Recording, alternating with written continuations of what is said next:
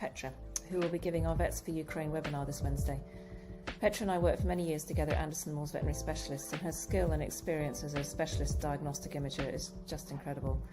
It was so rewarding to work with an imager who inspired her team to work with all of the other clinicians with a real passion for the patient care, really caring about achieving a diagnosis for each individual that came through.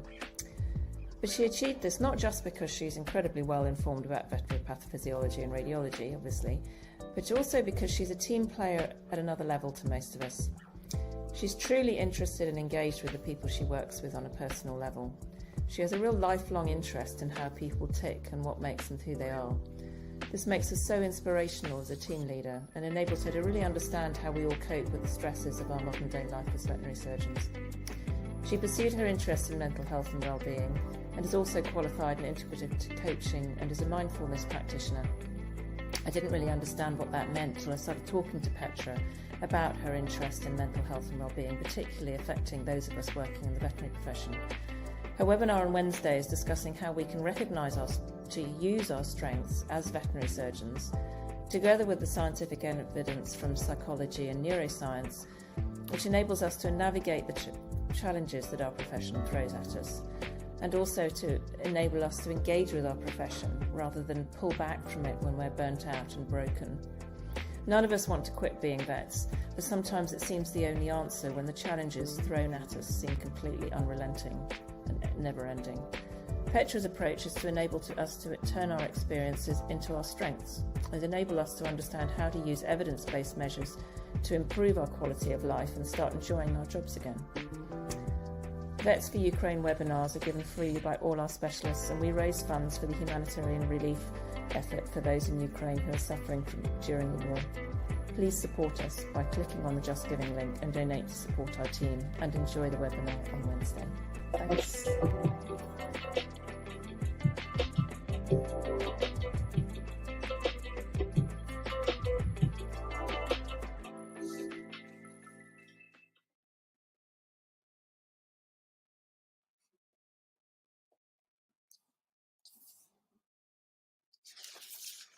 Hello everyone, good evening, and welcome back to this new webinar organized by Vets for Ukraine 2022.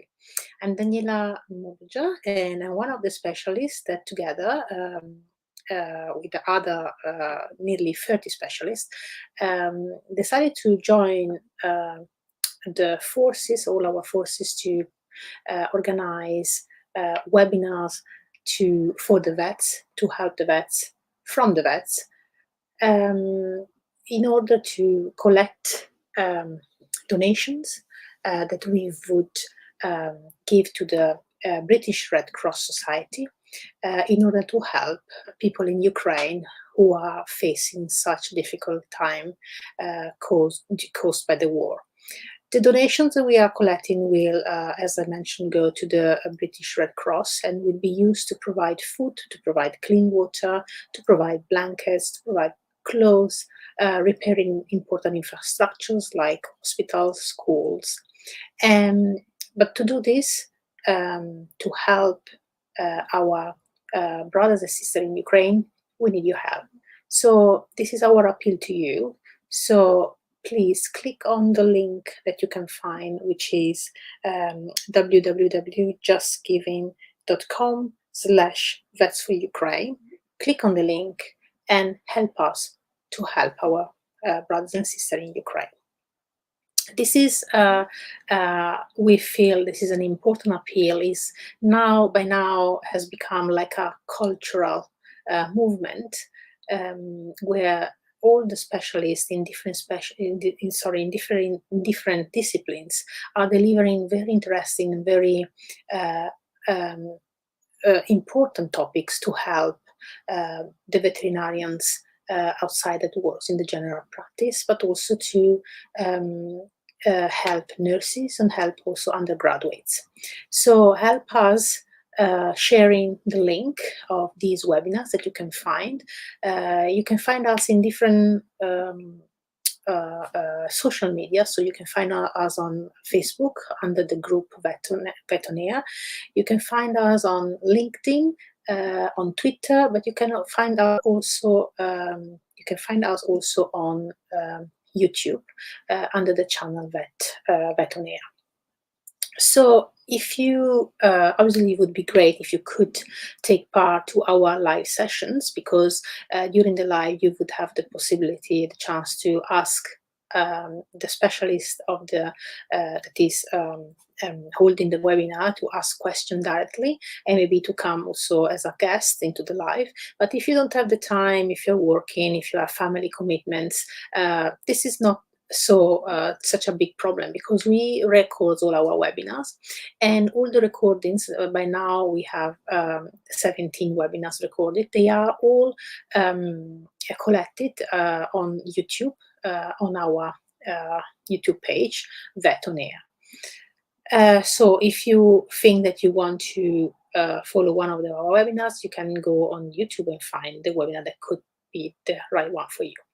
So tonight is a special night, because our speaker is a special speaker, is a special person, in terms that she's not just a specialist in one of the veterinary disciplines, which is diagnostic imaging. So she's a diplomate in European diplomate in diagnostic and imaging. She's also an international coaching federation trained coach and a certified mindfulness practitioner. And tonight, Petra will not present a clinical oriented webinar, but will present a webinar dedicated to the well-being of vets. This is a very important topic, considering the very high percentage of mental health issues in our profession, and also the increasing percentage of our colleagues also attempting suicide, for example. So it's my pleasure. I'm super delighted to introduce you Petra AGTHE. Before, Paolo, if we can see again the slide that you just posted, before introducing her, I would like to remind you that you can certainly ask questions directly on our chat, as we always do, but also, in order to maintain the privacy, the confidentiality, you can also, during the live, you can also send an email to Petra using this email address, contactingpetra@gmail.com, and Petra will read your messages, and maintaining them confidential, then she might answer your questions. So please feel free to send your questions directly in the live, or to send her your questions per email, which, by the way, will be also maintained. You could also contact Petra on this email also after the live, so in the next few days. So let's see if Petra is with us now. There she is. Good evening, Petra. Welcome. Welcome. Nice to have you here. I'm very delighted, very happy to have you here. Petra and I didn't know each other before the beginning of this series of webinars. I have known Petra when we started to organize this initiative with Vets4Ukraine2022, and I must say that I was really impressed by her enthusiasm in helping. Her participation in this initiative has been amazing. So I would like to thank you, Petra, for all your help until now, for your support, and I'm really, really grateful and honored to have you here with us this evening. So you're not speechless. Well, not completely, but thank you very much, Daniela. And also, I think it's likewise. I think you're doing an incredible job, and the man backstage, Paolo. I think you two are doing really a wonderful job. It's very funny, because all the speakers, so Paolo says, I love you, Petra. So all the speakers are really, they assist always to really intense and Mediterranean discussion between Paolo and I, and they all laugh, and sometimes they are scared because we can be loud. So, but this is us. So is our Mediterranean Italian nature. So, Petra, so you are a radiologist. You are a specialist in diagnostic imaging. But you are also a certified trainer and a coach, life coach.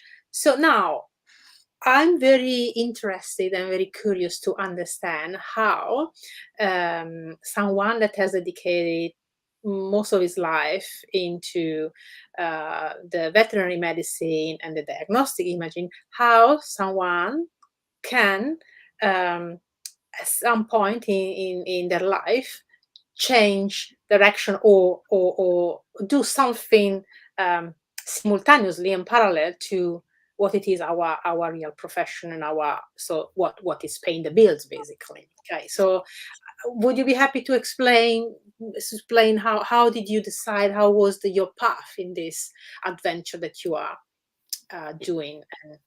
Yes, absolutely. And on reflection, it sort of just happened. I had nothing of this planned. So basically, I developed a hobby.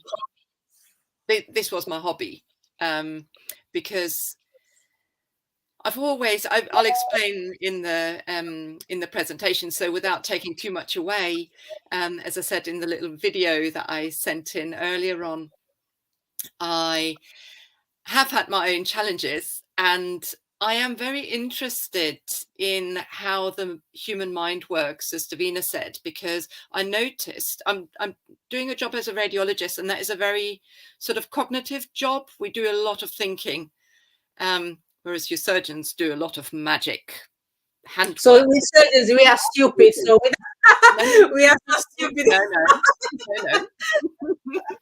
It's not. You are doing a lot of combination work, but I think with the imaging and the decision making with the imaging and the sort of eye brain work, there is a lot of sort of thinking involved, which is involved in other disciplines as well, but I was particularly interested in the imaging angle of that, and in the imaging, how do we make decisions about our findings? How can we communicate well? How can we communicate them well to the clinicians? How do we deal with our mistakes? Because as imagers, our mistakes are there forever, because the report is there and the images the report is based on is there forever, unless it's an ultrasound examination where it's a little bit more sort of free flow. So those that I found really interesting, and I never really knew myself particularly well, I don't think, and I just sort of wanted to find out a bit more about myself and how I work. And as I said in the video, at some point I actually wasn't quite sure I wanted to be a vet, because I got incredibly stressed at my job and just thought there must be something easier to do. So anyway, so I engaged in lots of training, and then eventually did and read a lot. And what made me in the end do the training was that I had a really, really tough year in 2020. So there was obviously COVID, but I also had my dad died. I needed a major operation, and then we had loads and loads of team transitions at the practice. So it was a really, really difficult time, and I realized how much more resilient I had become with putting all the work into sort of into myself in a way. So that then really motivated me to find the time to do the additional training. I don't know if that answered your question. Absolutely. So I was interested in which type of training did you do? So did you have to go abroad? Did you do it in the UK, or how did it work? So yeah, so it was in COVID times, or during COVID time. So it was all online provided. The training I did previously, so I had my own, I attended mindfulness courses, I attended mindful self-compassion courses, and sort of some other things as a meditation retreats. That was just sort of as the hobby, but the actual training, that was online. The certified mindfulness practitioner training and the coach training, that was all online. So for other colleagues and people that are following us that would like to do the same path, what would you recommend? What would they need to do to follow your?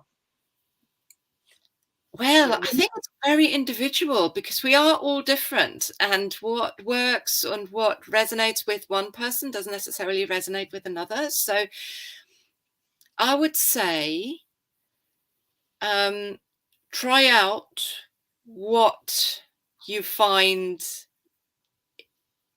is good for you, or what you find interesting, what you find intriguing. Make sure you find a responsible and a how would you say, professional provider. So I trained for it. What was quite important for me was that the coach training was done through a reputable organization, and I particularly chose a company who specializes in incorporating acceptance and commitment coaching, which is something I'm going to explain at the end of the lecture, so I won't go into that, but it's a very specific type of coaching which I was interested in. So Petra, shall I stop asking questions, because I'm so interested that I would keep on asking and asking. Shall I just give you the time and the word to start your webinar, and then we can chat? I'm sure there will be questions for you after your webinars, and we can chat later. Yes, yeah, very happy. Okay, so then I give you the word, and for you on the other side of the camera, don't forget why we are here. We are here to listen to Petra and to learn from her and from her experience, but we are also here to give support to people in Ukraine in difficulty. So don't forget to donate.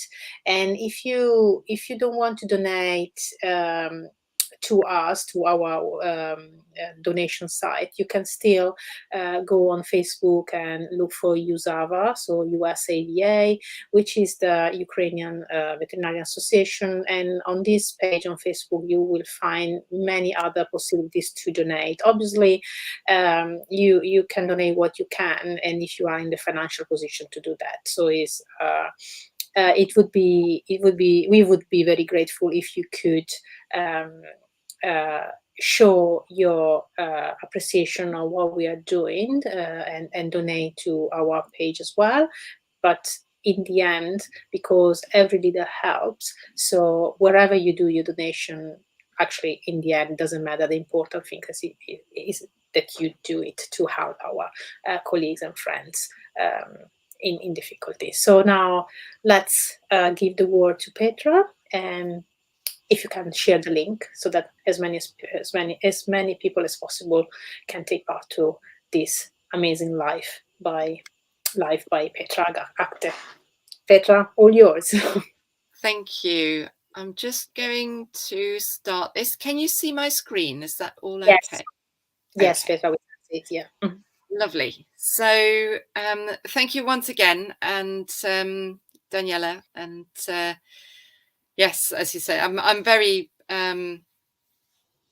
excited and very happy that to be able to be given the opportunity to talk about this topic, which I'm so passionate about. I would have been equally happy to talk about an imaging topic, but I think, as you said, we in the veterinary profession often struggle in our working lives and in our general lives. So I think it's very important to start a discussion and to continue with the discussion around that.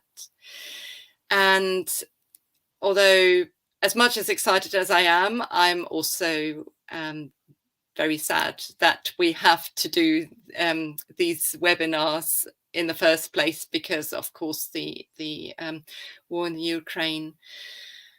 And who knows, one day we might do these webinars without without having to collect money to help people involved in the war. So we might go ahead. Yes, that would be. Yeah. So, yeah. Absolutely. So with that in mind, I would just like to give a little trigger warning. So we are going to talk in this presentation about some uncomfortable things. So there might be, we will be talking about uncomfortable emotions or difficult life situations. And I would just like to invite everybody to look after themselves. And I'm very acutely aware of what is going on, obviously, on the continent. So if you feel what is coming up in the presentation is not the right time for you to watch, then please feel free to disconnect, and you can always watch it another time. The other thing to say is that, as Daniela said, I'm a coach and I'm a certified mindfulness practitioner, but I'm not a psychologist. So that is a disclaimer as well. I am trained in some aspects of psychology, but not anybody like a mental health professional. And with that in mind, I would just like to point out some resources. So for anybody who is in need, there are resources out there in the UK. So for example, Vet Life, but also internationally, there are places, helplines, where people can find help. So again, just making sure that you look after yourself. And perhaps while we're online, perhaps Paolo can share that in the chat. I'm also going to show that slide later again. So Daniela asked me, and we touched on this a little moment ago, but we'd just like to start this reflecting on how it happened that I got here. And the answer is that when you look at that chap on the tightrope, this is how I felt a lot of my life. I'm one of those people who is quite ambitious, but also at the same time, what they call in the UK, highly strung. So one of those anxious perfectionists and people who always have a worry on the go. And I found that actually limited me somewhat in my work, and it also limited me in my enjoyment in life. So then I thought, right, there is probably a better way. Let's find out about it. And that really led me on a path, studying lots of things, attending lots of courses, and then eventually leading to the further qualifications, because I learned so much. And as I said in the discussion with Daniela earlier on, in 2020, when I had so many things happening in my life, and I realized that how strong I've become, really, to deal with all that, I thought I would really like to share that. One of the things, the video I shared on social media, which is a thing I really found quite difficult, I have to say, said that I gave some of my well, not secrets, but I made a couple of confessions. And one of the confessions was that the talk hadn't been ready a couple of days ago, and I only finished it this afternoon. And one of the things is that I've always over prepared. I was always one of those people who had to practice a presentation like 10 times before I would go out there. And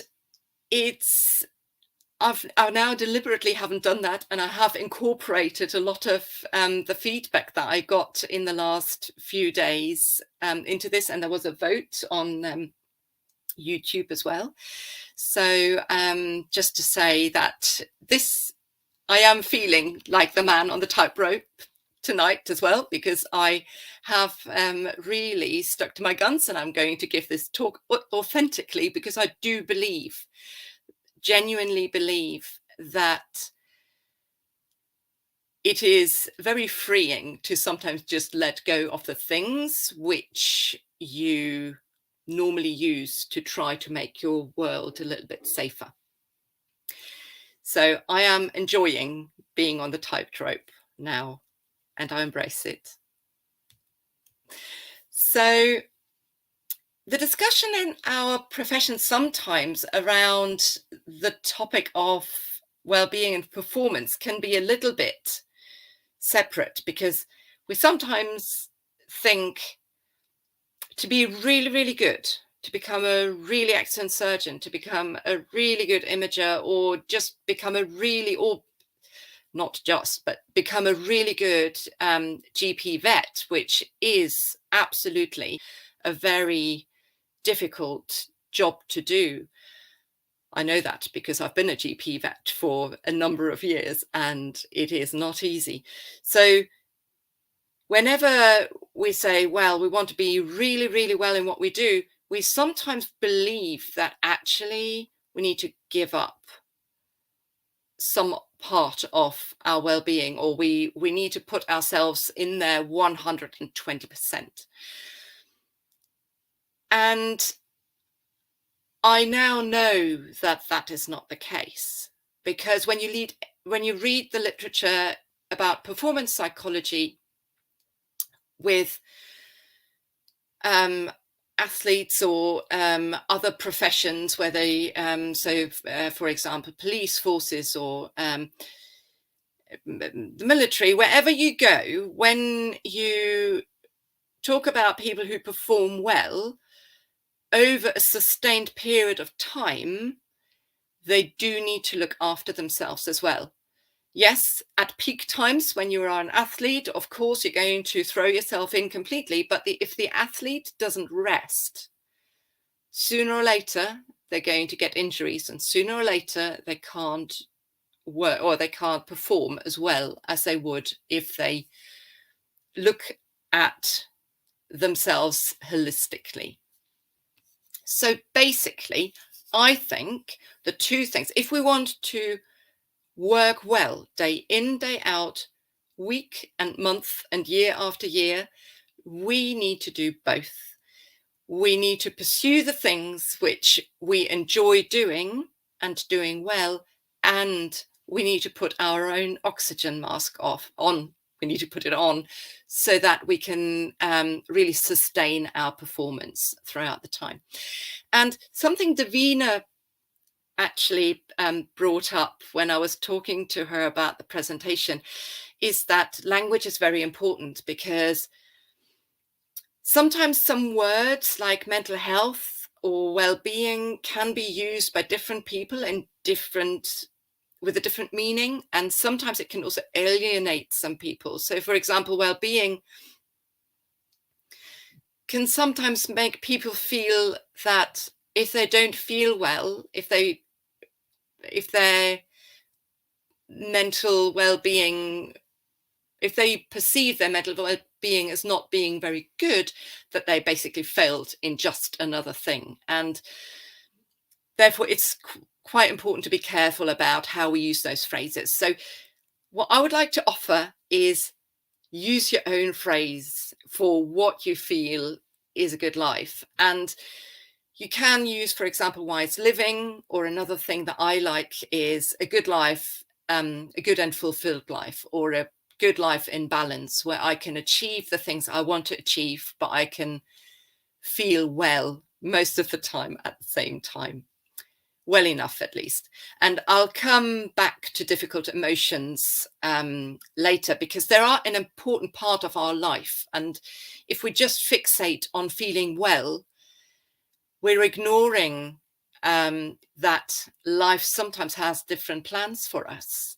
And what I would like to bring across is that we can live a good life despite all the challenges that we might be facing.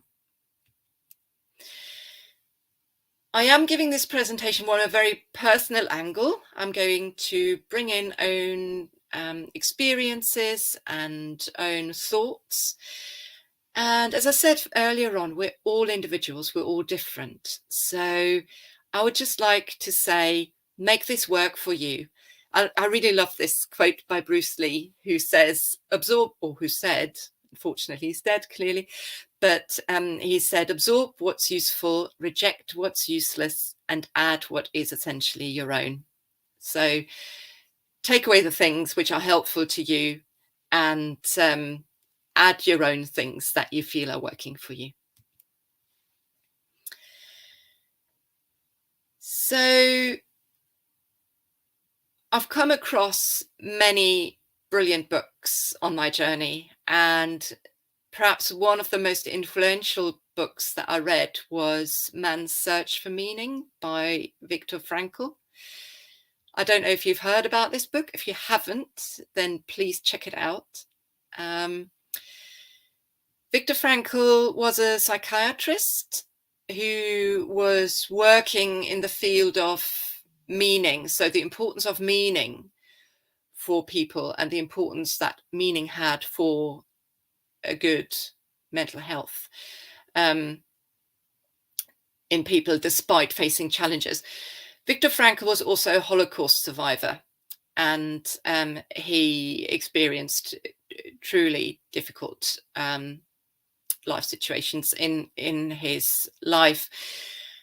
And he talks about that in his book. And in his book, he writes that between stimulus and a response, there is a space. In that space is our power to choose our response. And in our response lies our growth and our freedom. So what he means is that the stimulus is basically whatever you're facing in your life. So there might be situations like he experienced where you can't change a thing externally. But what he says is that we still, no matter what our situation is, we've got a choice in how we respond to what happens to us, and that gives us the growth and freedom that we can take. And I'm hoping to show you how you might find that space, how you might find some growth and some freedom in your working day and in your life, however difficult it might seem. There is some evidence as well. So this is just one paper. This is from some human surgeons who looked into this topic of mental skills, and they found that mental skills training, so essentially providing people with some training in skills that they can deliberately use during their working day, that these skills enhance technical skill development as well as well-being and promoted career longevity. So basically the people didn't drop out of their work. So there is evidence that these things work. And the nice thing, the best thing about this is that the mind skills, they are inherent. We all have them already. We don't really need to learn them new. They're things that we all have. Training does help. So it can help to practice that, just as we practice, I don't know, running a marathon, if you're so inclined. I'm not. But it's just basically engaging in these skills can really help us to make a difference. And this has also been demonstrated in many different other high-performing professions. So just briefly, I would like to reflect on some of the challenges that we are facing and also why that is. And that is because if we need to look at the reasons to understand what can help us. So I would just like to see if any of this sounds true for you. Do you never have enough time? Are you struggling to balance work and your life ambitions and your private life? Do you sometimes get frustrated or angry when things don't go to plan? That is really one for me, because I'm really a control person. I need the feeling to be in control, but it sometimes doesn't happen. Well, in fact, it hardly ever happens. Do you feel that you're stuck in your head, or overthinking, or constantly worrying? Or do you have a harsh inner critic? Or do you feel that you're constantly trying to please other people but not pleasing yourself? Or do you just basically put up with your working day and you endure it rather than enjoying it? If that is the case, then please don't worry. I think what is happening, you're quite normal and you've got quite a normal brain. And it is quite normal to experience this, certainly from time to time. And this is basically because I think we are particularly now in a very, very challenging situation, in a very challenging time. Being a vet has never been easy, but I think now is particularly tricky.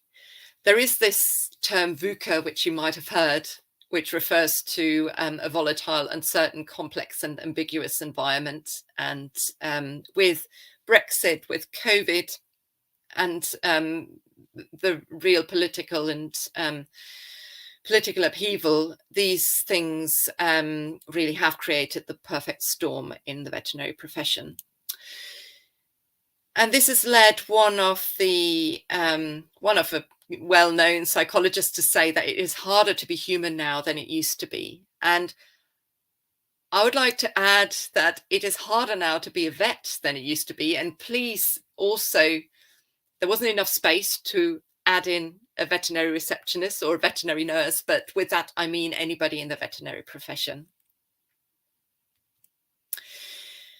And there is a good reason for this. So our brains essentially are the same brains as those earlier members of the Homo sapiens species who lived on this planet 100,000 years ago. So basically, our brains have not evolved at the same speed that our environment has changed, and we now live in a very different environment. So basically, what the earlier people had to put up with was a physically quite hostile world, and that is why our brain has developed basically into a survival machine. So our brains are wired to pick out the negative, and that is why the negative will always appear more acute and more prominent than the positive. There's also we've got this sort of alarm bell in our brain, so the stress center with the amygdala, and that is really easily triggered. And it is important to know that any stress that we experience, so even if it's more the modern stress of not having enough time or social threats, are basically processed by our brain and by our bodies in exactly the same way as if a mammoth was running behind us. So basically, it's a very physiological response. And importantly, when we are under the stress response, so through the hypothalamic pituitary adrenal axis, what happens is that a part of our brain, the prefrontal cortex, where all the thinking, all the logical thinking and the problem solving happens, that gets powered down, and that basically we can think less straight under stress. And we all know that, of course. Another thing, which is a curious thing to happen, is that it's been shown that we spend about 50% of our time on autopilot. So our mind wanders a lot. So we might be caught up in the past, caught up in the future, anywhere, but we're not in the present moment. And that's been associated with unhappiness a lot of the time, because those autopilot thought processes are often referring to ourselves, and we're kind of starting to worry and ruminate. It has also been associated with creative thinking. So it's not all bad. The autopilot is not all bad, but we're engaging in that a lot of the time. And then also there is something called the hedonic adaptation, which basically means that we get used to our external circumstances very quickly. That goes for the bad circumstances as well as the good circumstances. So that is why we now don't celebrate every day that we've got hot running water in our house. So we get used to the good things in our life very, very quickly. And the other important thing, and please remember this last thing that is super important, our brain tends to prioritize short-term rewards and threats over long-term outcome. And that again has to do with the evolution, because it was more important to survive in the moment when you were facing a saber-toothed tiger than it was to think about what would happen in a year's time.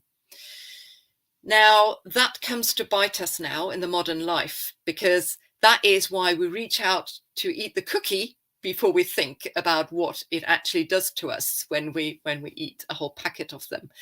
And it also means that whenever we are facing uncomfortable situations, and those might be subconscious, we might not even be aware that something is uncomfortable for us, we will always try to avoid that. Well, at least our brain will try the most to make us avoid it. So this was my run through the difficulties that we are facing. So the big question now is what we can do about it to change that. And there are different layers to this. I am today going to focus on the individual things that we can do. And that is because I think we, as individuals, all we can do is to focus on the things that we can change. There are very important system and organizational changes which have to be made in the profession, and they are happening already. And cultural changes, which are also happening already. The important thing is that they take time, and it will take a little while to work their way through. And we as individuals can only try to influence them. So this talk is very much from the angle of the individual. So what does the literature tell us about coping with difficulties and with how we can be resilient and what makes us less resilient? And there is quite a lot nowadays that we know about that. So basically, there are what's called active and avoiding coping styles. So when you are looking at the avoiding coping styles, which are less helpful, what happens there is that we might be avoiding difficult situations. We might not even think about them, or we might white knuckle through them, or we just basically distract us. So this would be things like binging out on Netflix. Not that it is always a bad thing to do. So in moderation, it's not a problem at all. So sometimes distractions can be very healthy, but if you do that all the time, and if that is your strategy, always your strategy to go to, it is less helpful. Also, excessive self-criticism and rumination is unhelpful. And then a pessimistic approach generally has been associated with less helpful coping. And just as an admission, I'm falling in all these. So I'm sort of by nature a super self-critical person. I do tend to worry a lot, and also I'm a self-confessed pessimist. Now, the point is that we can choose how to cope, and we can choose to change our behavior, and we can choose to change our mindsets to shift us towards the active coping styles. And things which have been found, and these are the things really I'm going to run through in the presentation. The things which have been found to be helpful are self-awareness, making sure that we are aware of our resources and using our using our resources wisely, making sure that we use our social support and that we're aware of it. And then, importantly, making the distinction between the things we can change and the things we cannot change, because these two things need to be dealt with in very different ways. So problem solving really needs to be reserved for the things that we can change. And then with the unchangeable stuff, we need to find ways of decreasing the way these impact our lives. And I'm going to show up some suggestions of what we can do. There's also the term psychological flexibility, which has been, is a relatively new concept, which I'm also going to discuss later. So starting with self-awareness, I'm just going to throw in some keywords. And by the way, some of them are from Clive Elwood's book, which has recently come out about leadership in veterinary medicine. If you have not read this book, please do. You don't have to be a leader to read it. And it is really rather fascinating and quite illuminating. So self-awareness is super important. If we know what our thoughts, beliefs, and values are, if we are in contact with our emotions, we know what we're feeling from moment to moment. We're aware of our behaviors, our habits. We know who we are. We know what we can. We know what we have, what our resources are. We know where we're coming from. We know what situation we're in now, like situational awareness and awareness of the present. Knowing where we want to go, what our goals are. What do we like? What do we dislike? What are things which really keep us going when the rubber hits the road? What can we use to energize us? What makes us really tick, and what makes our boat float? What are the things which actually are draining? I'm super introverted. I'm a very introverted person. So for me to talk to people, actually, it's good for me. I know it's good for me from the social point of view, but also I always need to have some time to recover afterwards. Strengths, knowing our strengths. What are we good at? And also, what do we enjoy doing? Then our growth opportunities, as it's always phrased. So you could call it weaknesses. You could call it the things we want to get better at. What are our needs? What do we need? Those things are just so important to be aware of. So, and Daniela, please interrupt me if there's any questions in the chat or if you have any questions. So I'm just going to ramble on otherwise. I think an really important point is resource management. And with our important resources, I mean energy, time, and attention. There's other resources as well. But as an individual in our daily working life, those three things are very important and they sort of need to be kept in balance. Energy and attention are rechargeable. Time, excuse me, time is obviously limited. And the important thing is that these resources are interlinked. They are not separate. And the reason for that is because of our tricky brains again. I come back to that. So I mentioned the prefrontal cortex, where all the decision making happens and the problem solving happens, and also social interactions when we sort of weigh up how are we going to respond to that person, making moral decision making, those things happen there. This prefrontal cortex is very energy dependent. It needs to use up a lot of glucose to work properly. So that's also the reason when we pay selective attention, we all know we can't concentrate very well on one particular thing for very long. And this is because our energy resources in the prefrontal cortex just get drained. So this is why attention is a limited resource. Now, the important thing is, if my prefrontal cortex is not working straight, I can't make good choices about my time management. And then I start running around like a headless chicken and don't really strategically take a step back and think, okay, fine. What do I need to do? Importantly, the prefrontal cortex is also influenced by the limbic system, and that's sort of the stress center where the amygdala sits, which is basically kicking off the stress response, which will then be sending signals to the hypothalamus to kind of trigger the whole bodily stress response.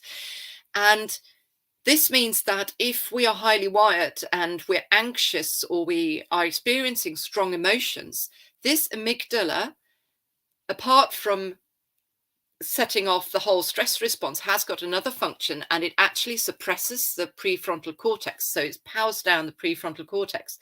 And that is, again, in evolutionary terms, important, because when you're facing a tiger, you basically follow your reflexes. You just go and run.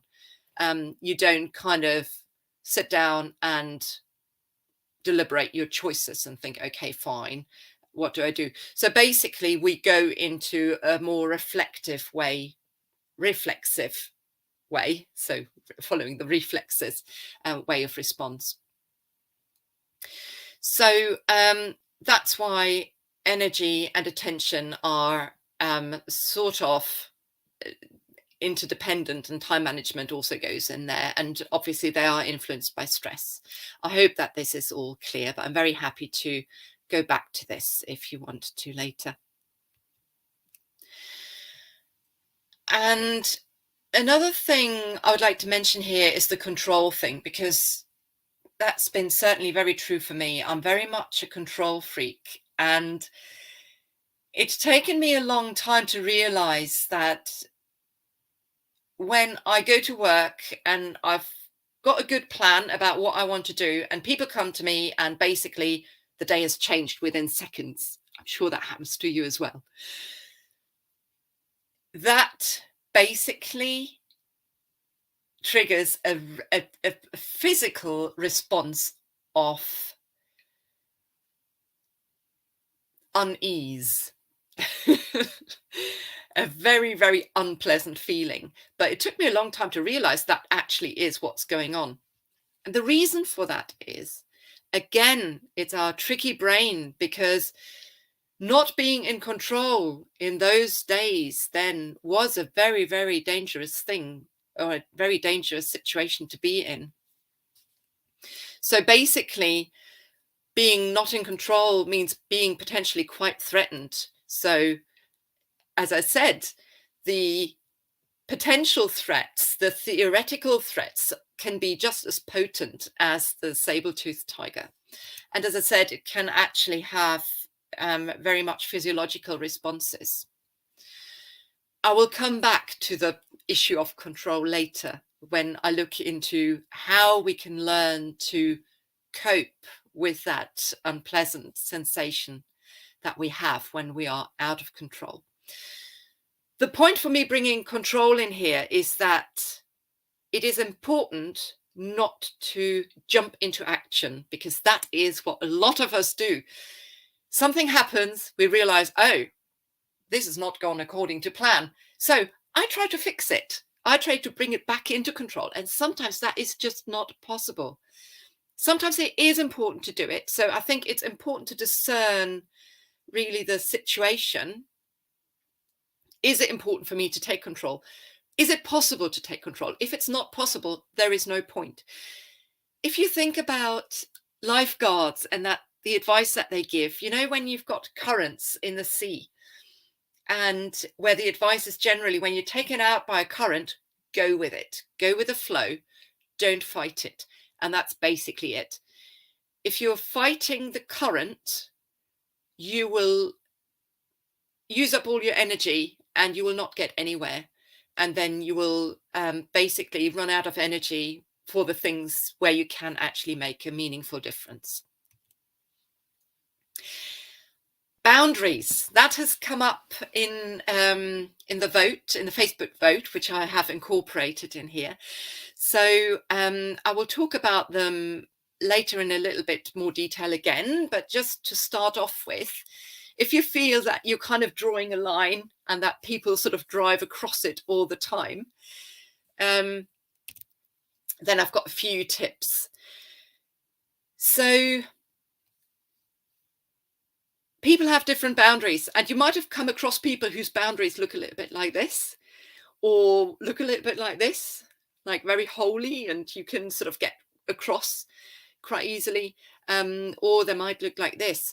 But my point would be, actually, you can just have a line. People, you don't need to sort of get all defensive around your boundaries. I know that this is often what happens, and it's quite understandable, but a few tips which have helped me really a lot were allowing yourself to feel the discomfort of saying no. As I said, our brain will prioritize the short term over the long term. Saying no feels unpleasant, particularly if we're somebody who normally says yes, and people are expecting the yes from us. So we have to disappoint people. But just looking at the short-term effect of feeling some discomfort versus the long-term benefit of having actually some more control in your life and being able to kind of do the things that you're really passionate about and not having to lose time on things that are not important to you is really important. I'll come back to the discomfort issue again later, as I said. So my top tips, and I've learned this the hard way, absolutely, would be don't commit immediately. Just if you are somebody who, as a reflex, says, oh, yes, of course, I can do this, just start practicing. I'm going to think about that, if it's okay. Also, importantly, be consistent, be friendly, because I think generally people take a no much easier if you stay pleasant. But so don't necessarily feel like you have to take the barbed wire out. But that is also obviously depending on the situation a little bit. But generally, as a general rule, I think staying kind and friendly, but be consistent in your no is very helpful. And then also looking at the longer term values goals and the resources that you realistically have. Sometimes we love to say yes because it's something which is really exciting, but realistically we haven't got time to do it. And then finally, don't offer apologies, because often if we start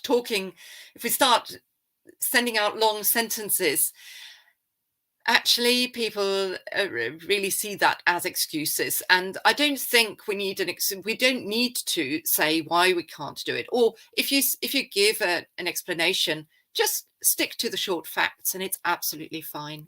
Actually, there is one more point, and that is there's two more points. Offering optional alternatives, so things you may be able to do, for example. So if somebody comes to you and says, can you give a talk about this and that in a couple of months, and you are already chocker, what you can say is, I'm really sorry, I currently haven't got time for that, but let me look in my diary and perhaps we can do something for next year. Or perhaps also another alternative is to send them to a colleague who might actually be quite keen to do a presentation. And one other thing which has really helped me is sitting down and having some sentences ready to use, so that basically next time somebody comes up to you, you can ask. This includes asking for some time to think about it. So those can be quite easy tips which can be helpful, but we'll come back to boundaries again a little bit later. Perfectionism. Now, that is something which hits home a lot with me, and I am absolutely, as I said, I've been an over preparer. one of the other things which I have is I'm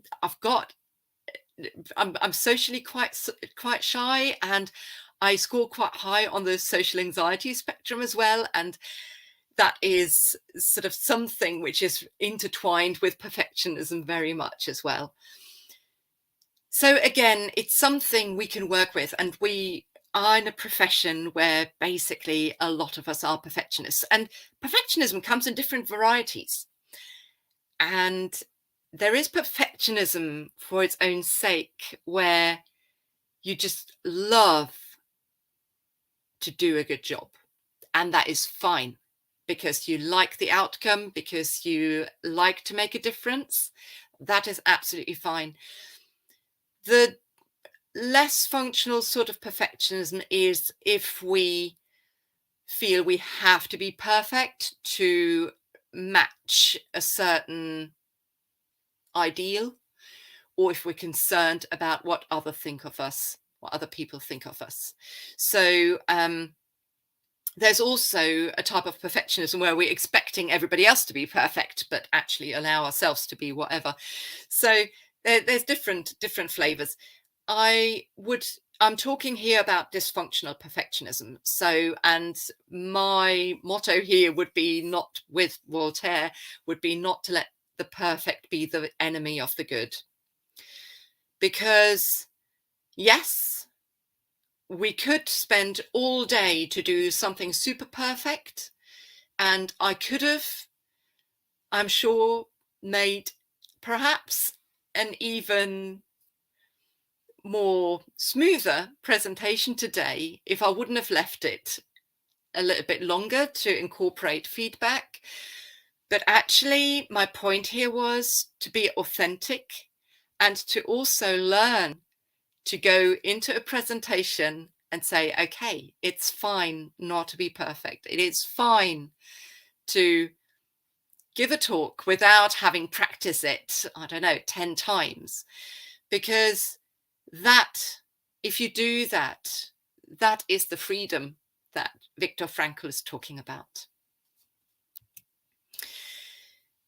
So there are some downsides of perfectionism. One thing is that you basically get caught in this anxiety performance cycle where you think you can only perform if you really get it absolutely super right. And there is another downside. So with the anxiety and the stress cycle comes a lower productivity, because basically, depending on how anxious we are about this, the prefrontal cortex again gets hooked and powered down. So we can't think as well as we would normally do. We get into this sort of whole stress spiral. And that makes us, waste a lot of our time and energy. So we are less productive. And then also importantly, and that is really something which is important, that we find it more difficult to learn from our mistakes. And that then in turn can make us more likely to make mistakes in future, which is the whole opposite of what we want to achieve. So I think the invitation here is look at ourselves and look at, okay, where is it really important to make the right call? Where is it really important to get this incision right if you're a surgeon? Or when is it really important to take a lot of time for this study to look at? And when is it okay to just let go of being perfect? So just a few things around preserving our time and energy. So the top tips here would be prioritizing. When you are facing a situation where suddenly things have changed again and you're not sure you're in control, or an unpleasant situation is coming towards you, just check in. Can I change it?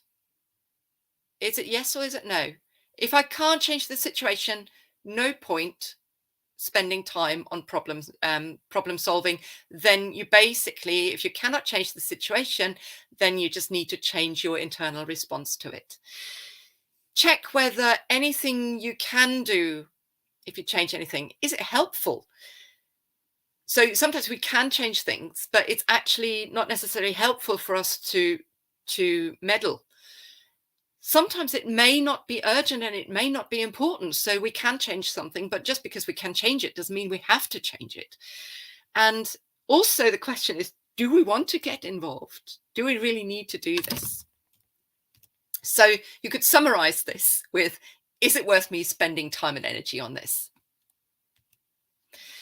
And then I've got a few other tips on attention, time and energy, and that is really prioritizing self-care. So this is where, as I said, when I was talking about the balance earlier on, this is important stuff, because only if we recharge properly will we be able to problem solve well for our patients. Only then we'll be able to make the right decisions for our patients, and we will be able to maximize our time and our efficiency. So it's a win-win situation.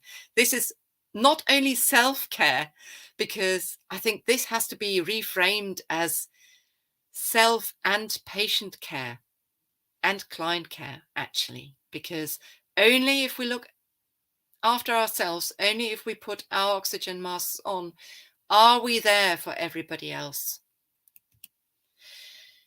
Then beware the short-term versus long-term effects. I'll come back to that once more later. Prioritize the really important, difficult tasks.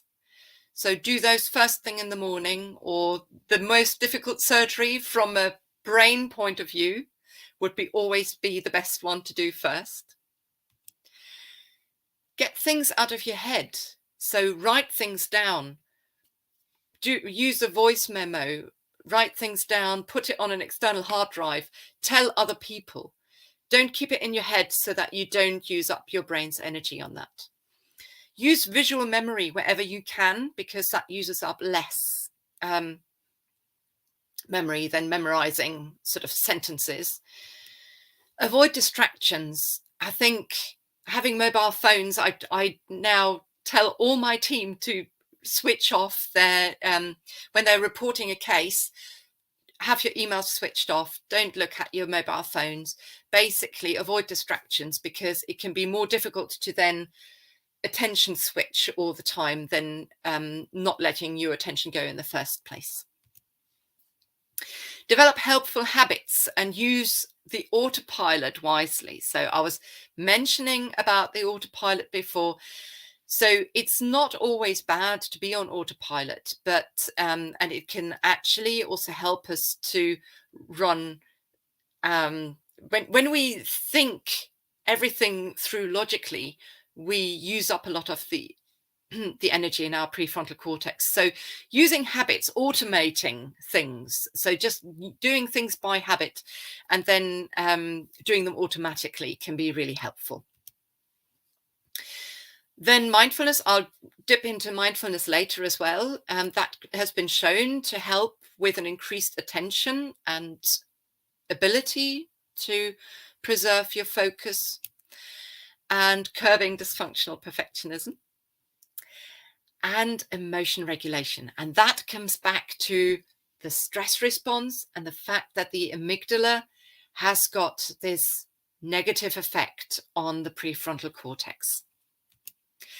And because emergency emotion regulation is so important, I've made a separate slide about this. So if you feel yourself getting really worked up, these are evidence-based dirty tricks which can help you to just power down again. Deep abdominal breathing. This basically stimulates the vagus nerve. So it stimulates the parasympathetic nervous system. And because the parasympathetic and the sympathetic nervous system are they've got a reverse relationship. If you bring up the vagal tone, you will automatically become calmer, or you experience a degree of calmness. So engaging in deep abdominal breathing exercises can be very helpful. There is a word of caution. Breathing exercises don't work for everybody, and some people who, well, particularly with PTSD, or if you have experience with anxiety disorders or panic attacks, you might want to check out with your GP first before you do these things, or try out very gently at least. But this is a physiological way to basically bring ourselves back to earth. Connecting with the 5 senses, checking 5 things you can see, perhaps 3 things you can hear, or 3 things you can touch, then something you can smell, something you can taste. So going through the 5 senses can be really helpful. Adopting an open and relaxed posture. There is a mind-body connection, and it goes both ways. And it's been shown that if we basically calm our bodies and perhaps release tension, that our brain will get a signal that actually things are okay. It doesn't always work, and it depends on the intensity of the situation, but there is definitely some evidence behind this. Supportive touch can be helpful. Holding your own hand, or perhaps just holding yourself like this. Nobody needs to notice, but it's been shown that it can help to release oxytocin, which again can have a soothing effect. Grounding exercises, feeling your feet on the ground. So let's just think somebody's done something, you're just about to go through the roof, and then you just remember to feel your feet on the ground, and perhaps combine that with 1 or 2 deep breaths. Nobody needs to know. You don't even need to close your eyes, but those are things which can really help us to bring the emotions down a bit. Aerobic exercise, very effective, sometimes difficult to do at work. You could choose to do some jumping jacks in the office, but what you can also do is to perhaps just take a brisk walk, and just in your lunch break go out for 5 minutes and really walk at fast pace. And social connections are very important.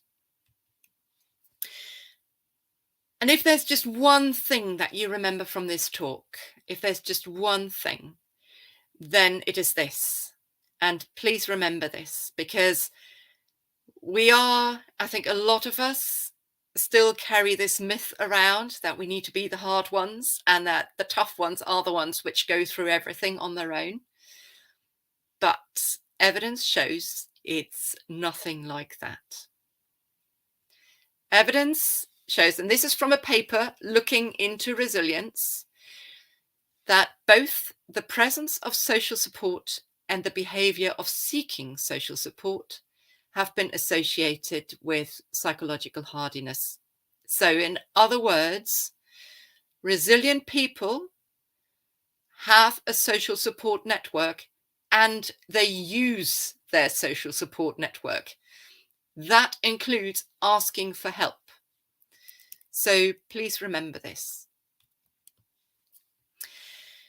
Quickly diving in on communication, because that is something which which has come through the emails, and just to say, anything which comes through the emails, I do check with whoever sends something in whether it's okay to actually talk about it in the presentation. So and that person has given explicit okay. So basically, I think we are living in a world, and we are communicative creatures. We are wired for social connections, but sometimes the communication is not easy. And I love this concept of radical candor. If you don't know that, please Google it. I think it's really, really helpful. So it's a concept by Kim Scott, I believe, is the person who's behind this. So essentially, she looks at communication. This is more sort of difficult conversations that you might hold at work, particularly in a leadership context. But I think really for anybody, this is really important. So she looks at communication in 2 axes. So basically staying silent and not saying anything about anything, or challenging directly. So that would be the, I'm going to talk to you about this approach. And then there are 2 other axes, and that is, I really care about you personally. And on the other side, I couldn't care less, basically. I'm not going to use the swear words here. So we are somewhere. We are all somewhere here. And I am very much a people pleaser, and a lot of my life I spent in the ruinous empathy sort of quadrant, where I was too worried to say something. Whereas I shifted, it's work in progress. So don't get me wrong, I'm not there completely. I'm not perfect in none of this. I've mastered it completely. But essentially, I'm shifting myself into this corner. So basically, when I think it is important, and particularly if things are important in terms of my values, I will speak up. But I will speak up in a way which I feel is also consistent with my values. And my values are connection and compassion. My values are also courage. So essentially, I'm using that to say, okay, fine, I'm caring about this. I'm also caring about our relationship. Our relationship is really important to me, but it is important that I say this. This really matters to me. It takes some work, and it takes some other stuff, which we're going to come to later.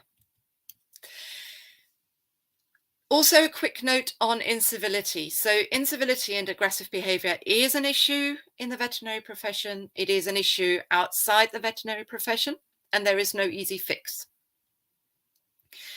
It is important that we name it, and it is important that we don't excuse it.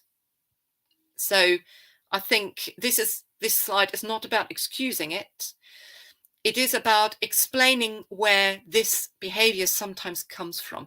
Sometimes aggressive behavior and incivility can be used in a manipulative way. So I'm not talking about that. I'm talking about that all of us without exceptions, all of us who are human have sometimes behaved in an inappropriate way. We may have been just grumpy, we may have been outright aggressive, we might have been showing really angry behavior, we might have been just sort of passive aggressive. The important point here is that a lot of people, in my experience, most people who show who are showing uncivil behavior show it because there's something else behind it. And I would just like you to kind of consider about yourself, or next time somebody comes across you in a state of heightened emotions, identify what you're feeling, what the emotions are, and then look underneath, because quite often we find there is another reason, and behind the anger, behind the bitterness, behind the resentment, there might be a lot softer feelings. There may be things like that you're feeling hurt, that you're feeling scared, that you feel unloved, alone, or vulnerable, or you might feel you just really messed something up, and you might be really defensive. So importantly, behind that softer behind that softer feeling, there is an unmet need, because we all have human needs. We want to belong. We want to connect to people. We want to be heard. So we want to be safe. We want to feel safe. So I just want to say that I think a lot of time these things happen to us. They also happen to other people. And that is because we are human. We're not perfect. Again, this is not to excuse any aggressive behavior. It is to encourage us to look inside what is behind it, because only then will we be able to look at solutions. Because we might be angry, but really nothing is going to change unless we look at why we are angry. And then we can look at, okay, how can I support myself to get less angry about this? So I'm not quite sure how we're doing for time. I think I am. I'm going to go over time. Just quickly checking in with Daniela whether that's okay. We are fine. We are fine. Don't worry. So this is an important point, and this is again about interpersonal relationships. And a lot of us feel a lot of the time that we have to go into work, or in fact into life, a little bit like this knight with all our armor. And actually, again, it's been shown that it couldn't be further from the truth. Yes, sometimes circumstances are so that you need to protect yourself. Don't get me wrong. Absolutely not. But most of the time, people actually mean well. A lot of people that I've met absolutely meant well. And it is only when we allow ourselves to be seen and show up as we are that other people can see us, and then we can build true connections. So, and this is what I would really like to bring home with this, with all this sort of thing about wanting to be everything great. And this is what a lot of the social media stuff is about as well. And I just think it is time. And some of you might be already familiar with the work of Brené Brown. And if you're not, please watch her TED videos. She's got 2, I believe. She might have 3 by now. Please look at that, because it is only if we allow ourselves to take the courage to actually be ourselves that we can build connections and we can speak to each other on a human to human level. So we are now going into the last part. The talking about changeable stresses is really quick, because basically use problem solving for that. And we are all problem solvers, so that won't be a difficulty for you. So now we're going to look at unchangeable stresses. So this is the emotional components and how we can reduce the emotional impact.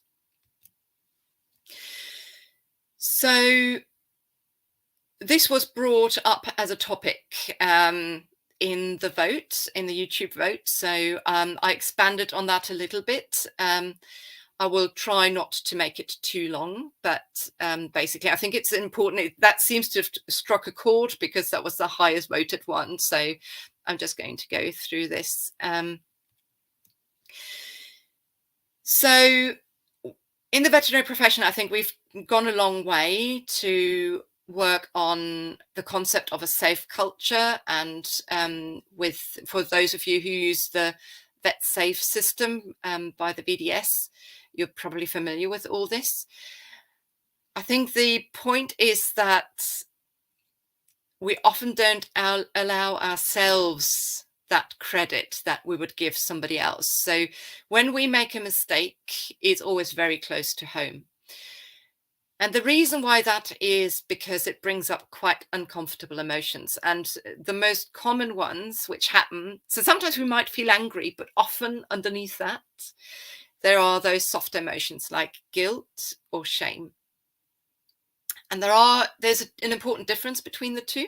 So guilt basically means I've made a mistake, which is bad enough, but I know I've made it. It's something I have done. Whereas shame is a lot closer. That shame means I am not good enough. So translated, that would be I am the mistake. And unfortunately, I think in our profession, there are a lot of issues around shame. And that includes perfectionism, that includes the problem with making mistakes, that includes the thing with the issue with imposter syndrome. The good news is we can do something about it. One thing to know, which is super, super, super important, is shame isolates because it means I'm not good enough. And again, for our brain, which has been running around on evolutionary terms a long, long time, that means it's a threat, because our ancestors, when they were isolated from their tribe, when they were regarded as not good enough, they were rejected. And being rejected as a human, being isolated from the tribe, was basically meaning almost certain death. So basically, our brain processes shame as a primary threat, and we basically curl up in a little ball. Now we're going to talk through what we can do to help this. So specifically with errors, things which have been shown to be helpful is to accept responsibility, showing up, show the courage, and own the mistake that you've made, or the perceived mistake. Sometimes we even get into this emotional roller coaster just because something almost happened, or because we worry something might happen. So accept responsibility if something has happened. Helpful behaviors which have been shown to be helpful is verbalize what happened to you, either by talking to somebody, but you can also just simply write it down or talk it out to yourself. You might think this is odd, but basically our brain, whenever we verbalize something, our brain literally processes the emotions. So it helps us to work through the process. And then turning error or failures into an opportunity to learn. And there's also some helpful mindsets and emotional agility, and that's what I'm going to talk about now. So in terms of mindsets, this will be quite quick. I think a lot of you will be familiar with that. So basically the fixed versus the growth mindset. The growth mindset essentially means that we can all choose to see a mistake as an opportunity to learn. And that has been shown, it has been shown that you can adopt this, so you can train this mindset. And also it's been shown that to lead to better adaptive behavior and that it enhances learning. So if we want to get better at our jobs, what we should do is to try and adopt a growth mindset. Emotional agility. Basically, it means that we are emotionally intelligent, we know what we feel, and we can process, we can work with the emotions. And one thing which is super helpful here is mindfulness. I feel very passionate about mindfulness because I think it's often misunderstood, and the people who know me and who've heard talks about this before will find this quite familiar, because I get on and on about this. Essentially, mindfulness just means simply being present, and again, with Viktor Frankl speaking, just being there, noticing the stimulus, noticing what your situation is with openness, curiosity, kindness, and acceptance. And the acceptance bit often gets misunderstood. It does not mean that we put up with everything. What it means is that we fully allow us to feel what's there at the moment. We might not like it, but we just basically accept, okay, this is here right now. So that means accepting, I have made a mistake.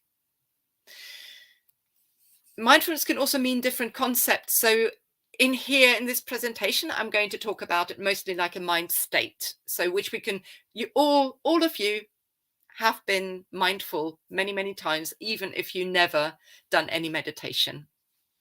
It's just simply think of it being present and noticing what's happening right now with a degree of curiosity and warmth.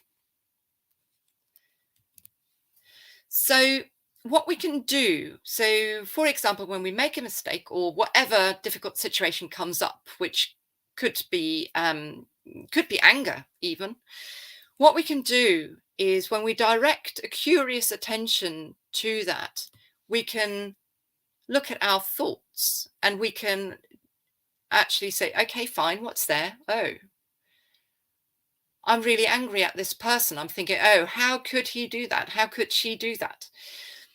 And we can, or I've made this mistake, or I think, oh my God, I'm such a bad vet.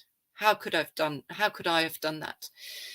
What you can do is you can reframe things. So you can either find a different way to think about the situation, or you can just simply say, I'm thinking, I'm having a thought, or even I'm noticing I'm having a thought. And that just creates a little bit more space between us and whatever is going on in our head. Similarly, we can look at our emotions and we can label emotions.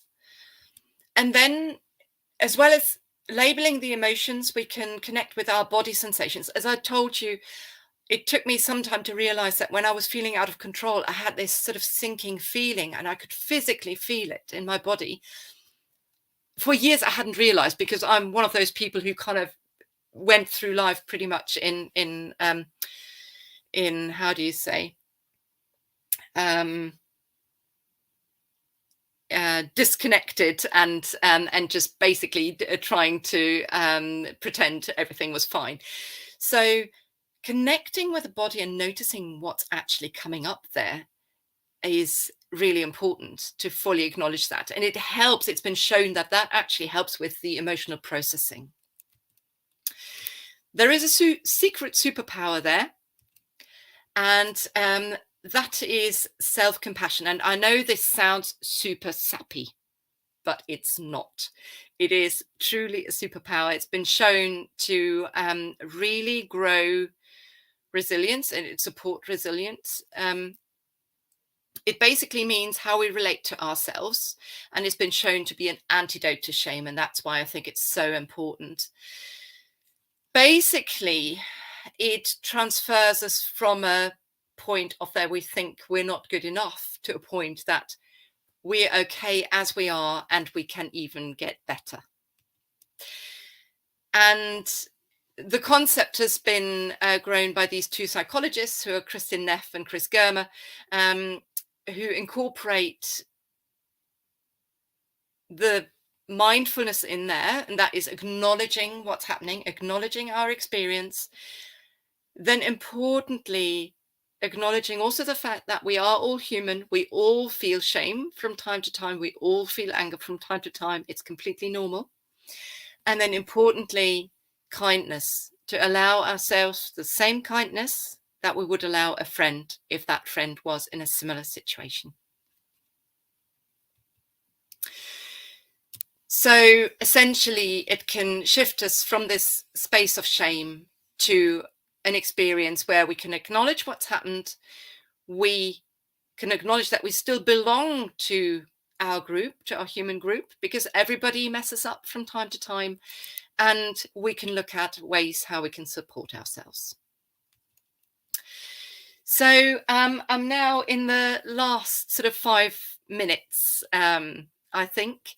So just quickly dipping back into our tricky brains and just remembering that we always prioritize short-term rewards and threats over the long-term outcome.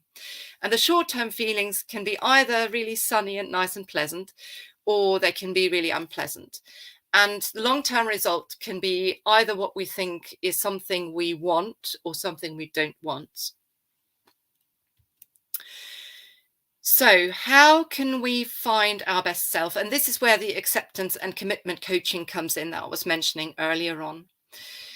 So the term, and that brings us back to the term of psychological flexibility, which has been shown to support resilience. So basically, psychological flexibility means that we are able to accept our own thoughts and emotions and act on our long-term values rather than short-term impulses and thoughts and feelings.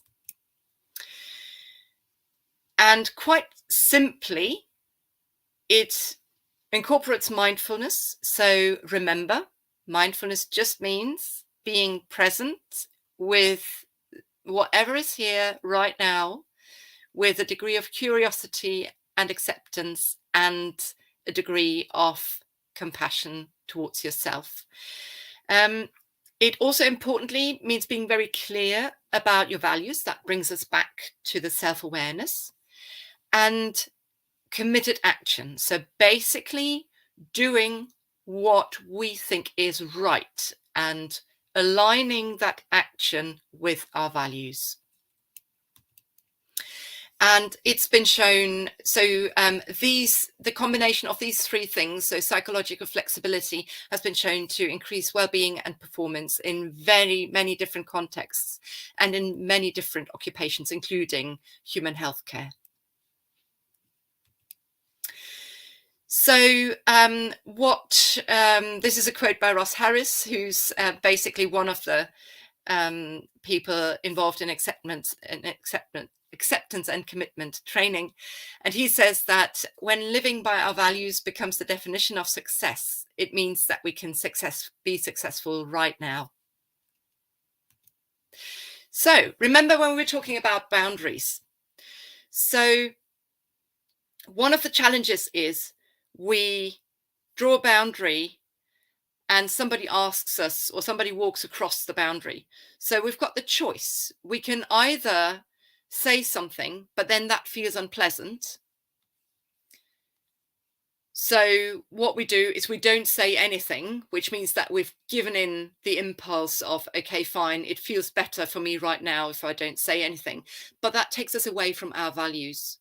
Whereas we can choose, okay, somebody's driven right across my boundary. What do I do? Okay, so I can choose to feel the discomfort because I drop into my body. I can notice, oh, this feels really uncomfortable. I'm feeling anxious. But then I can choose to bring up a conversation and say politely, I'm really sorry, but what you've just done has really affected me, or I'm sorry, but can we talk about this? And you can choose your own time to talk about that, but it basically is then aligned with your values. Very quickly on confidence, that came up in the vote, so I just very quickly want to touch on that. And all I have to say about this is that there's no relationship between confidence and competence. It's annoyed me for years that people always preferred the confident radiologist because they assumed that the confident person always knew the right answer. It's not true. Not in radiology and not in a lot of other places. So here there is the call to action to basically just leave the comfort zone. The comfort zone can also be translated as the never change anything in life, or missing out on life zone. So basically we can choose. It's our choice to leave it. It's our choice to actually let go of perfectionism, show vulnerability, learn new skills. So basically we don't need to be confident to put ourselves out there. It's the putting ourselves out there which over time will bring the confidence. And things like starting a new position or changing a habit, all those things feel uncomfortable. But this is where the magic happens. Very quickly, some very low-hanging fruit. If you're having a difficult day, don't forget about the simple pleasures in life, and don't forget to be grateful for the little things that you have. I mentioned that right at the end, because if you focus on that without acknowledging the difficulties, you will just paper over stuff and you can use it as a distraction. But this is evidence-based, that just really savoring the moment can help us to get the emotional balance right again. And the same goes for gratitude. Just a reminder, the one thing to remember is about social connections, and asking for help is a sign of resilience. And a reminder about the resources that are available to us as vets and as humans if we need it. And then finally, just to say, if you are interested in mindfulness, I've teamed up with Steph Sorrell from The Mindful Vet, and we offer free drop-in mindfulness sessions. And you can find the links on the various social media platforms. I think Steph is also on Instagram. I'm not. I find it quite difficult to be in so many places, and because of my sort of social inclination, I prefer not to. So yes, I would like to leave you with that. I have gone a little over time, I'm afraid, but I would like to, if we have any more time for questions, I would like to invite them.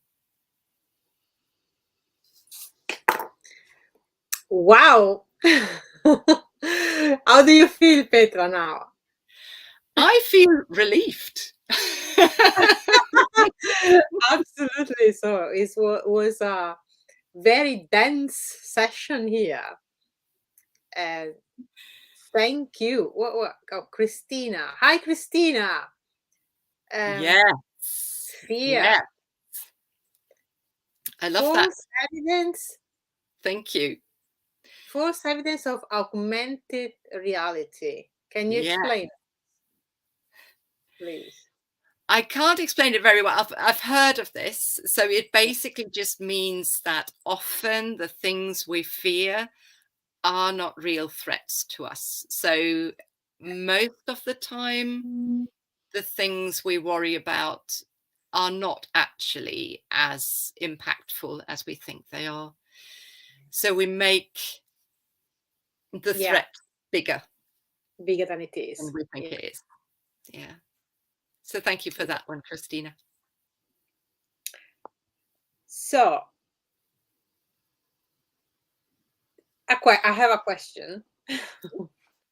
So for someone, hi Pavla, thank you for joining us. Hi Kritsia. Kritsia is a resident at Norwest Surgeons. Is a resident. Yes, I know. I've met her before as well. Yes, she's been with us for an imaging extension. For the imaging rotation, yes. Hello, Luca. Thank you for, and hi, David. The question, and hi, Vicky. Hi. So let's see if there's someone else before I ask the question. Nope. So it's a very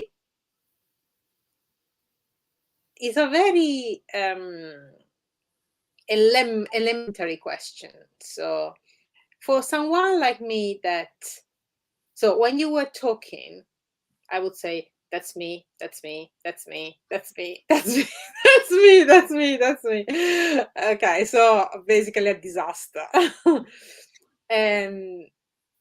You're just normal. I think you're just normal. That's the thing, because I think a lot of us think like that. That's me, that's me, that's me. And we all think it's just us, but it's not. Yeah. So, and I was really thinking now, okay, so considering that,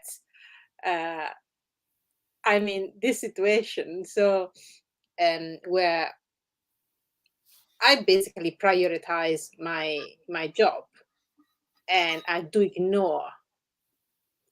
Maybe I don't ignore 100% my person, but I'm the kind of person that, for example, because my job is so important to me, is nearly my life. And I remember when I was even younger, so it was so important to the point. Thank you, Andrea. Thank you. To the point that I tend to go to work now with the COVID less. This is not happening anymore. But in the past, I had the tendency to go to work even where I was sick and when I was ill, ignoring completely the signs of the body. And I used to, in particular when I was a resident, so I landed in the hospital like 2 or 3 times because I was completely ignoring the signs of the body, and I was just taking tablets to you know remove the clinical signs. And then at some point, it was the body that said, okay, this is not okay anymore. Now you don't want to stop, you don't want to look after yourself. Now the body, I'm telling you that you need to stop. And this is where I had these enormous or really bad conditions that I had to go to the hospital. So like I had twice viral pleuritis, but really with bad clinical signs. I was ignoring them. I landed in the hospital with acute abdomen. I had to have surgery. So the body was stopping me because I was not doing that. I was not listening. And now with the COVID, it has been different because, with the isolation and everything. But how many people in the past used to come to work with fever, even now with fever, or just working and ignoring this, which is terrible if you think about it, no? So I don't know if this is just in our profession, in the medical profession, or also in other professions where people do ignore these signals of the body, these alarms of the body. I'm sure there Know are. what you think And I'm sure there are, and I think it's also, as I said, it's also true for athletes, for example, who kind of just ignore actually the signals until they get stress fractures and all sorts of things. Yeah. So I think it's very true, and I've not landed myself in hospital with that, but I also am somebody who will actually, if I'm not bad enough to stay in bed, I go to work, basically. Exactly.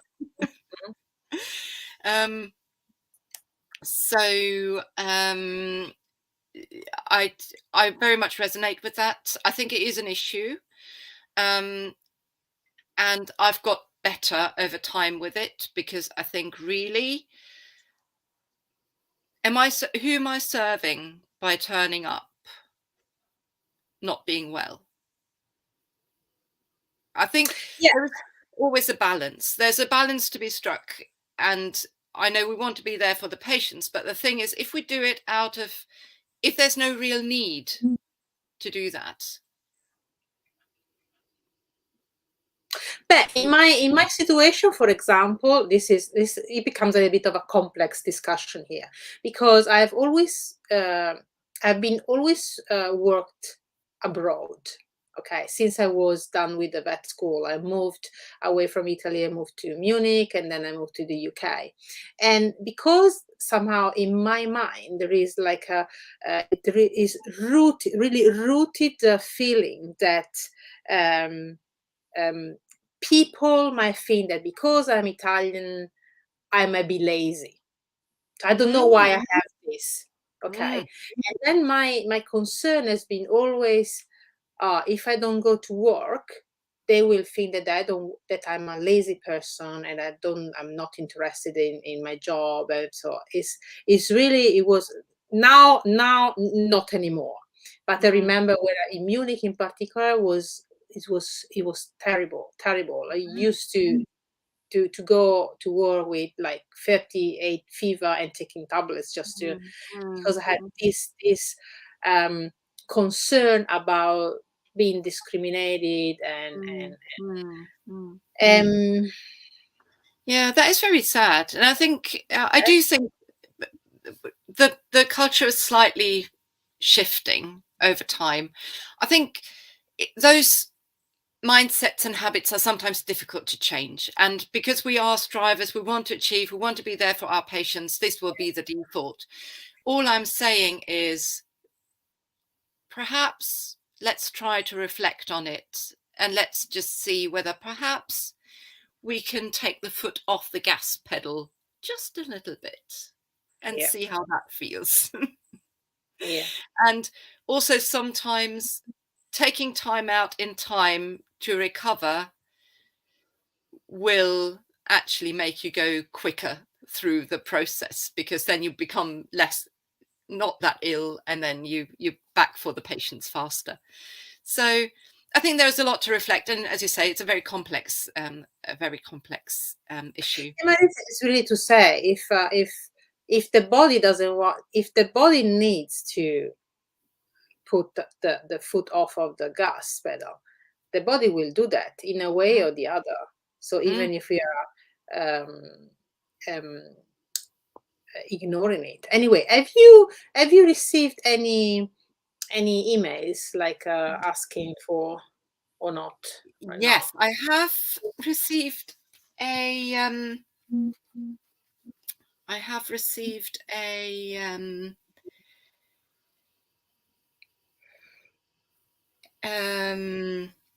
an email. I will just very quickly, I've just received another one, and I will just check whether it's okay to bring this up. Oopsie.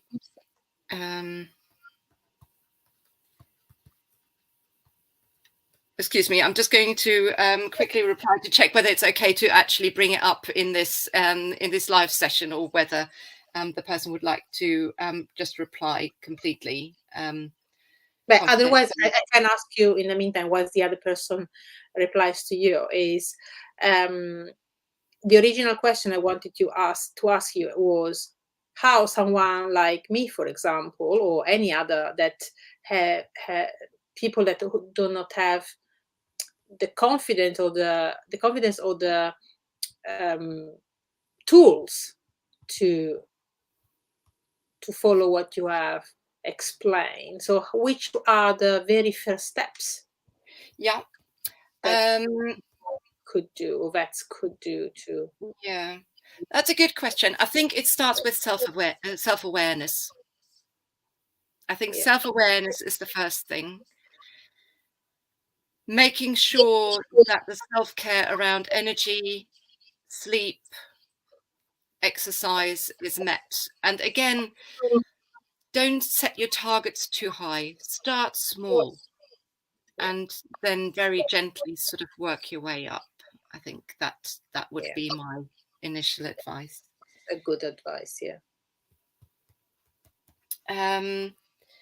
So I've done this, and then I've had another couple of questions which came in through email, which I'm going to bring up in a second. Okay, that's going back. So the other question I had was, well, I had a couple. One was how to manage anxiety at work. And that is quite a long topic, and that was I got this question ahead of the talk. And that's quite a broad question. So I think I would probably just refer back to the slides, and the recording includes a lot around how we can troubleshoot sort of the physical effects of anxiety. And also I think it's a very multi-layered issue, because the question is where the anxiety is coming from. So I think it's a difficult one to blanketly answer. But I can only encourage anybody who's feeling significant anxiety to reach out to friends, family, peers. Vet4Life, the Vet4Life helpline is very helpful. So chat it through. If you need more professional help, then reach out to professionals. So I think there's many ways that can be dealt with. Then I had a question about inequality, where somebody who identified himself as a man felt that inequality quite often nowadays is discussed as an issue of gender, and that what I felt about the topic and whether there's a concern of gender imbalance and in how far that is the case. And I think it is. I think my point is, I mean, I was focusing very much on just what we as individuals can do to improve our working day. And what I will say is that all of us are biased. All of us have prejudices and presumptions about people. And all of us are also being looked at by others. And sometimes we are discriminated against. And sometimes we are being treated unfairly. So, and yes, there is sort of a power issue, obviously, around the gender, because it's at the moment the world is favored towards white males, but effectively it doesn't mean that men don't experience difficulties. I think our society is very much still quite prescriptive about what a woman is socially accepted to do, what a man is socially accepted to do. For example, women, it's seen socially less acceptable for women to express anger. For men, it's socially less acceptable for them to express sadness. So that's often why they tend to go more into the aggression route, because they've got no way of expressing it in another way. So that is also a very complex issue, which I can't really answer, but it's being human is difficult and it is complex, I think. Being a vet is difficult as well. Yeah, that is difficult. Absolutely. Absolutely. Yeah. I just got an answer back. Yes. Okay. So I'm allowed to. So one question which came in just now, I'm allowed to bring out here. So the question is, how can you avoid fading into the daily long hours job routine? How do you avoid disappear into patients' lives and forget about your own? Sometimes I feel like suddenly I realize that months have passed by and I've forgotten to even just appreciate or enjoy being alive just for myself. Yeah, very true. Very true. Very true. This goes with being a vet is difficult, even because also the experiencing the aggressivity and the passive aggressivity also of the owners, the patient's owners. So for them, you have to be always there. I don't know if for imaging is the same, but for our surgeons, yes. A secret. One of the reasons why I became an imager was because I found it emotionally quite difficult to. I think the thing to say is that clients also face the same difficulties. I think they are under a lot of stress as well, and I think it comes back to this human to human thing. So clients have difficult lives. We have difficult lives, but I absolutely agree that the long hours don't help here. I completely agree. And the thing is that, again, how can we avoid to be sucked into that? I think self-awareness. I think sometimes in some circumstances we can't change it. So if we're doing a residency, if we're just in the beginning of our jobs, if we need to pay off a mortgage, sometimes we can't really change things. But it's important, I think, within our means to carve out little bits of freedom. So all I can say, my heart goes out to everybody who's feeling like that. And I think there's 2 layers though, actually. And thank you, Christina, for your feedback. There's 2 layers. One is that also sometimes we don't say no to ourselves enough. Sometimes we're so caught up in our ambitions and in our willingness to just chase after our goals that we lose ourselves in there as well. So it's not always the external pressures, it can be internal pressures as well. So all I can say is try to carve out your little bits of freedom. Look into yourself. What do you want? Next time you go on holiday, next time you've got a weekend, sit down and work out what is important for you. What is important to you in your life as a whole? How can you see yourself reaching a balance?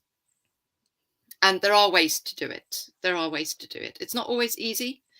But if you need help, there's loads of great forums around there. There's loads of discussions in the veterinary profession. Long working hours. I always say the one single thing which would help with the quality of life of vets would be work time regulations. That is the one thing which I think would make a big difference.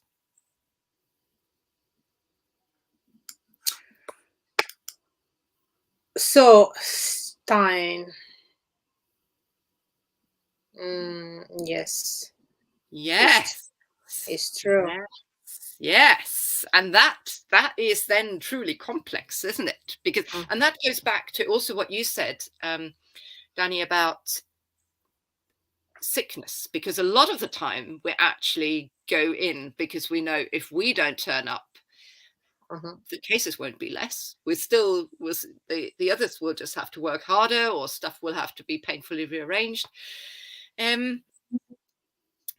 I think that comes down to leadership, I think, and it comes down to finding your individual choice of where you think, what you are okay to do, and where your genuine boundary is.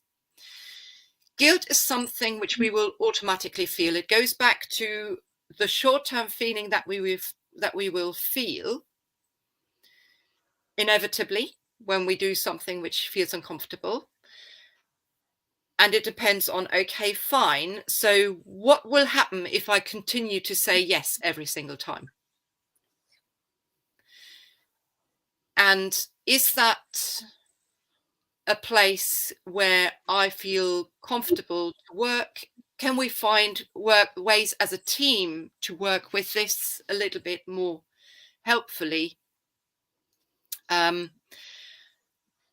Yes, I think there's no easy answer. I think there are, though, when you in our imaging team, for example, we found ways to distribute the work quite well. We're doing a combination of outsourcing. We're doing a combination of one of us working remotely, so there's less interruptions.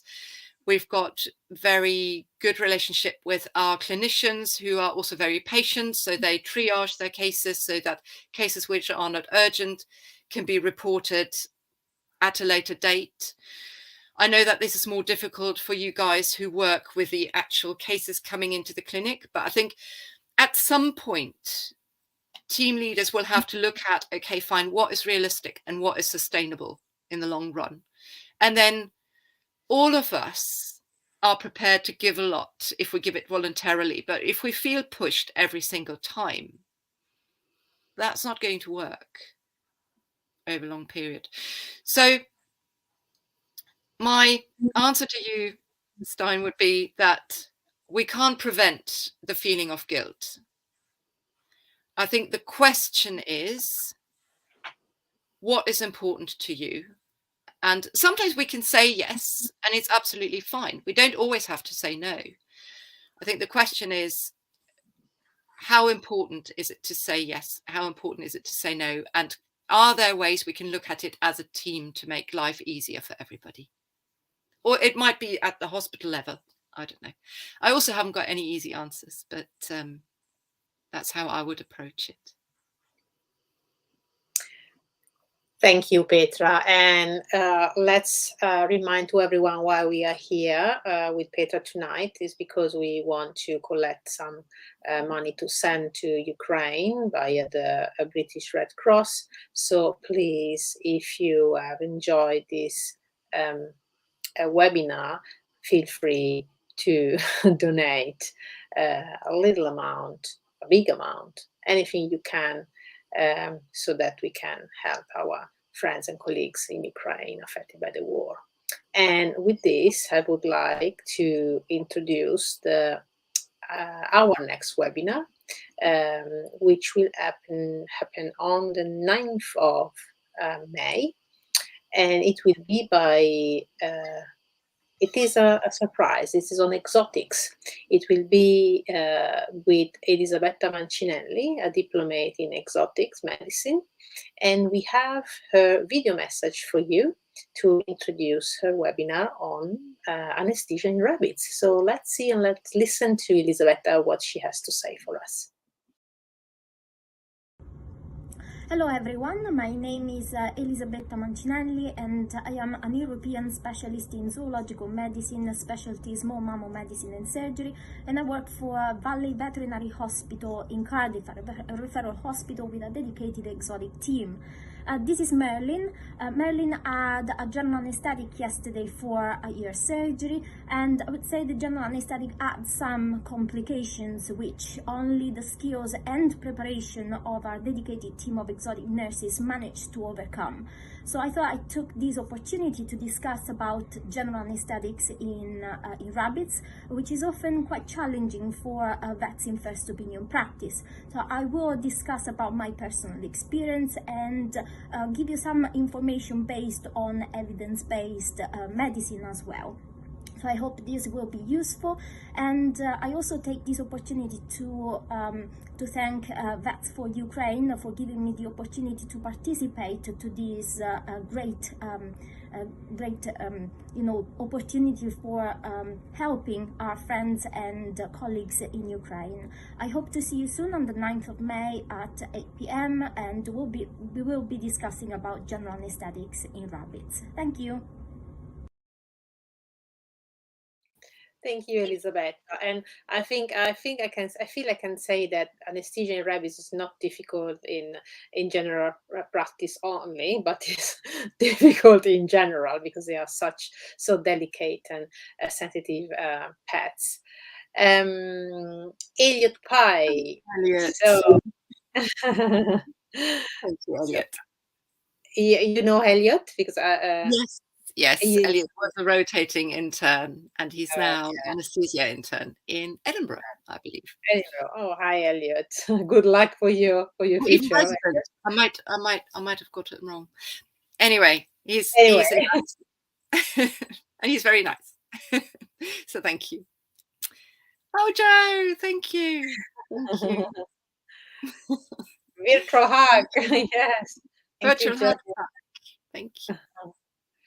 Let's see if there's anyone else, Paolo, before we say good night to everyone. Have we got any other comments or questions? No. Petra, so I think we have had a beautiful and great evening. So we have been here like 2 hours, 2 hours and 10 minutes, which is a long life. So it was again a great pleasure to have you with us, and I hope that our friends on the other side of the camera have enjoyed, and I hope that they have taken home many helpful messages from your webinar. And I'm sure we will probably, I don't know, I'm saying it, we will probably have you again here with us talking about something on well-being again. But for the moment, I think we are, I think it's time to say goodbye and to, to let people to go to bed or to go to their family. So thank you very much, Petra. A lot of kisses, a big virtual hug. And thank you to everyone on the other side of the camera. And we will see each other again on 9th of May with Elisabetta Mancinelli and with the topic anesthesia in rabbits. So good night, everyone. And thank you for joining us again. Donate. Bye-bye.